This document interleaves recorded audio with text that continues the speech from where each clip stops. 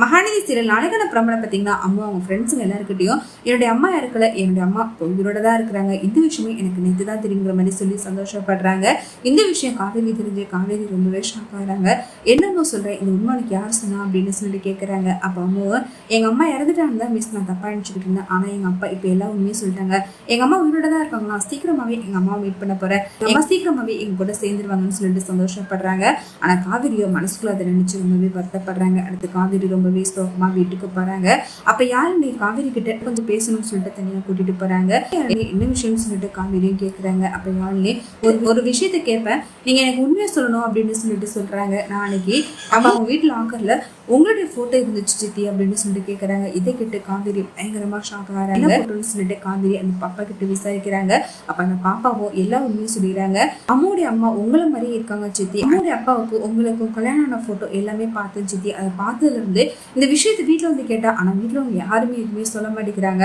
இந்த விஷயத்த பத்தி நான் பாட்டிக்கிட்டே அம்மா கிட்டே சொன்னேன் சித்தி, ஆனா அவங்க இதை பத்தி எனக்கு பதில் சொல்லவே இல்லை, அதெல்லாம் உனக்கு தேவையான விஷயங்கிற மாதிரி சொல்லிட்டாங்க சித்தி அப்படின்னு சொல்றாங்க. இதை கேட்டு காவேரி பயங்கரமா ஷாக் ஆகிறாங்க. நான் எப்படி இருந்தேன்னு சொல்லிட்டு கேட்கறாங்க. போட்டோ எல்லாமே பார்த்தேன் சித்தின்னு சொல்லிட்டு யாழினி பாப்பா சொன்னதை கேட்டு காவேரி பயங்கரமா ஷாக் ஆகி பழசு எல்லாத்தையுமே நினைச்சு பாக்குறாங்க. அப்போ காவேரியோட கனவுல வந்து எல்லாமே விஜய் தானேன்னு சொல்லிட்டு யோசிக்க ஆரம்பிக்கிறாங்க. வேகமா போயிட்டு காவேரி அவங்க அம்மா எல்லாருக்கிட்டையும் எனக்கு ஒரு உண்மை தெரிஞ்சாக்கணும், அந்த அம்மா விஜய் யாருன்னு சொல்லிட்டு கேள்வி மேலே கேள்வி கேட்கறாங்க. இதெல்லாம் கேட்டுட்டு சாரதா என்ன சொல்றது தெரியாம எல்லா உண்மையும் கொட்டிடுறாங்க. ஆமாடி, உனக்கு கல்யாணம் ஆயிடுச்சு, உன்னுடைய புருஷன் வேற யாரும் கிடையாது, விஜய் தம்பி தான் உன்னுடைய குழந்தை, உனக்கு ஆக்சிடென்ட் ஆனதுல எல்லாமே மறந்துடுச்சு, இதை பத்தின உண்மை உனக்கு தெரிஞ்சுன்னா எங்க உயிருக்கு ஆபத்துன்னு டாக்டர் சொன்னா உங்ககிட்ட நான் உண்மையை சொல்லாம மறைச்சிட்டு, மற்றபடி இந்த விஷயத்த உங்ககிட்ட மறைக்கணும்னு நினைச்சு அப்படி தப்பு பண்ணலன்னு சொல்லிட்டு புரிய வைக்கிறாங்க. காவேரி அதை நினைச்சு கதறி அழுகுறாங்க. நான் இப்பவே என் பிள்ளைய பார்த்தாக்கணும்னு சொல்லிட்டு வேகமா விஜயோட வீட்டுக்கு போறாங்க. நீங்களும் சேர்ந்தா இவ்வளவு பெரிய உண்மையை மறைச்சிங்கன்னு சொல்லிட்டு விஜய் கிட்ட கோவப்படுறாங்க.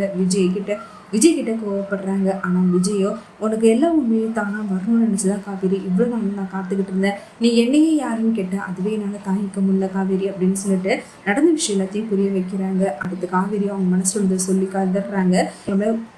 உங்களை பார்க்கறதுக்கு முன்னாடியே என் கனவுல நீங்க வந்திருக்கீங்க, எத்தனையோ டைம் வந்திருக்கீங்க, இதை பத்தின சந்தேகம் எனக்கு இருந்துச்சு, ஆனா அம்மா கிட்ட கேட்டேன், ஆனா அவங்க எதுவுமே சொல்லலை, இப்பதான் எனக்கு எல்லா உண்மையுமே தெரிய வருது அப்படின்னு சொல்லிட்டு அம்மாவை பார்த்துட்டு அம்மாவை கட்டி பிடிச்சு கதறி அழுகுறாங்க.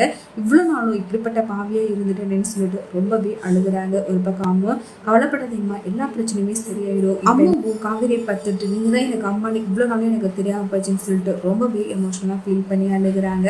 அடுத்த வீட்டுல எல்லாரும் சேர்ந்து முடிவு பண்றாங்க, மறுபடியும் காவேரிக்கும் விஜய்க்கும் கல்யாணம் பண்ணி வச்சலாம்னு சொல்லிட்டு